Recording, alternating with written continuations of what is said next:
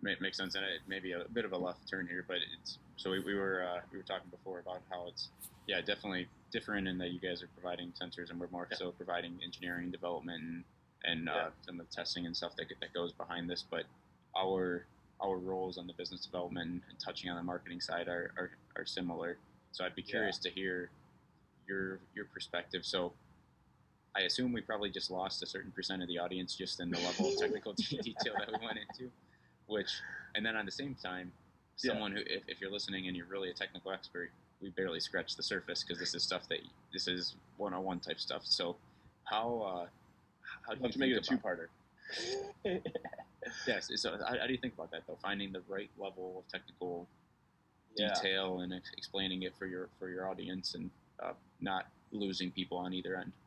Yeah, and I hope we didn't lose anybody because I think these topics, and we didn't go that deep, the engineers, like you said, we're floating in that middle ground. But I think it is important to understand kind of the problem and then at least the basic solution. So the balance between those has been, I can't say I've necessarily found it because I think it's different every time you speak to a group, and it really does come down to knowing your audience. Which as an engineer, I'm sure you've experienced this. You probably started in engineering, went to engineering school, had an engineering job, and then somebody said, "You're good with people. you should talk to people." So I started out teaching some classes through HBK. Just kind of, we have this big breadth of customers who are traditionally that torque speed mechanical people. We're getting pushed into these electrical jobs where they need to learn about volts and amps and time periods and measuring power. And we started off teaching classes for these people, and that's how I kind of got into the speaking in front of groups.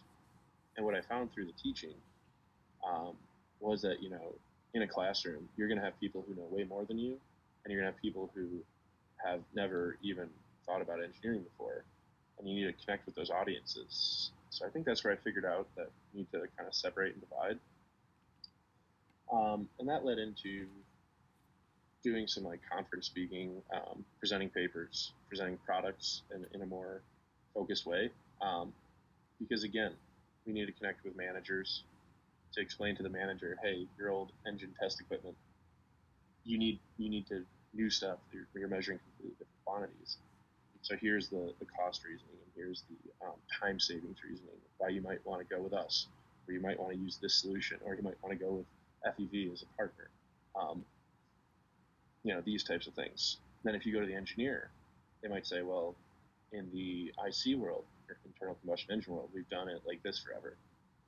And it's like, well, you need to think about that problem differently. You need to take what you know and fall back on that.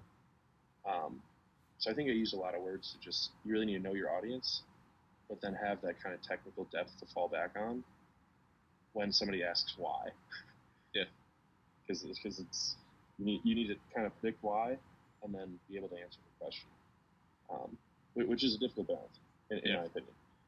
For sure, and I think I have two quick follow-up questions based on that. So first of all, how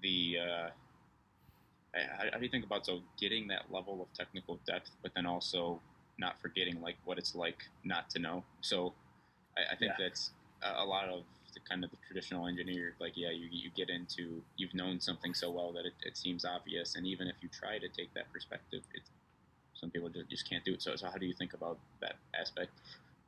Yeah. Coming back to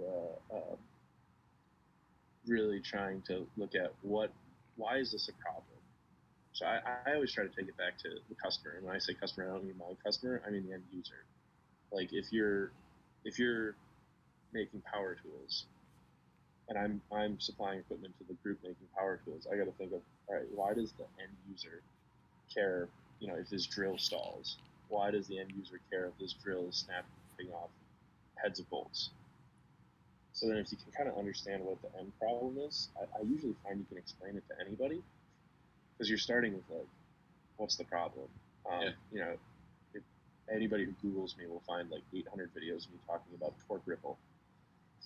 Torque ripple is such like an esoteric problem. It is a big problem. But why do you care about torque ripple? Well, have you ever gone in your car and felt it kind of before it should have stopped? Yeah, you don't want that. Have you ever had to take your car in because the powertrain failed?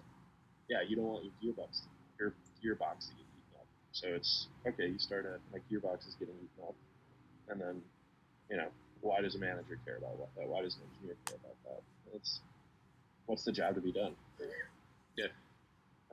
So I'm sure that's the strategy for getting to how to not lose that technical edge is different for everybody, but keep it generic.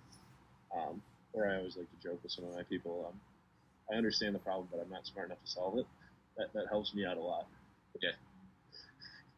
And even the understanding the end user in itself. There's an art to that, and I mean this maybe gets into foo marketing talk to some extent, but the example, and so there's kind of the old school example of like, yes, someone doesn't want a power tool, or they don't want to go and buy a drill bit. What they actually want is a hole in the wall, which exactly means something. And then what I like a guy Seth Godin, who I learned a lot from, and he's like, well, actually, they don't really want a hole in the wall. They want the opportunity to put an anchor in the wall, which allows them to put a screw in the wall, which allows them to hang a picture. But really, if I don't really care to hang a picture, it's really I'm doing it because my wife asked me to, and I want I want her to be happy and have a good So if you're willing to remove and think creatively and kind of remove bias and super literal thinking, there's a layer of depth to this, which again to someone who's not in the marketing sales world maybe seems like superfluous and a waste of time, but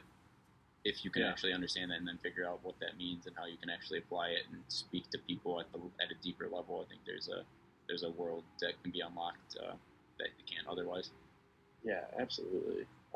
It's just meeting people at kind of their conversational level and what they care about, and